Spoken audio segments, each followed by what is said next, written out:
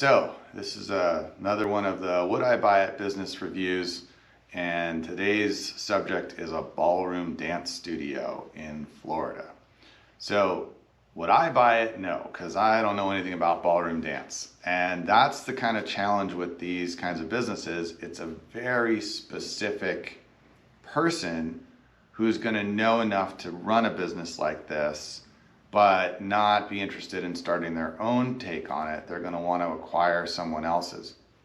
Now, if this was a big enough business, if it had, $1 million in revenue and $250,000 in profit, you could probably run it as a non-dance person and hire people who could teach the classes and still have enough money left over for it to make sense. But in this case, the metrics are the gross revenue is $259,000, and considering how round of a number that is, I'm always a little suspicious that that's really the right number. It sounds more like an estimate. And the cash flow is $47,000. So essentially, buying this business, you're going to make about as much as if you worked as a full-time barista at Starbucks, maybe a little bit more. But with all the headaches of running a business, which is a 24/7, 365-day-a-year operation. And the other challenge is, of course, they want you to first pay them $175,000 to acquire the business, which means that you're going to be working for the first 3.5 years for free.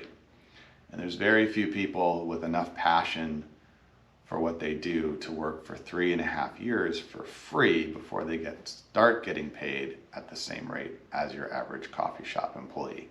So I think this is going to be a very tough sell at this price.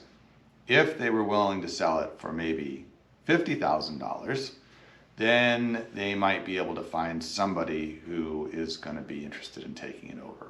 Or, like I said, if this business was 3 or 4 times the size, there might be buyers, a bigger buyer pool interested, who would be willing to buy it and run it even if they weren't dancers or dance teachers themselves. But this kind of business at this size is very tough to sell just because there's so few people who have the money to invest and the interest to work at that pay level for years and years. So I wish them luck, but I think this is going to be a tough sell.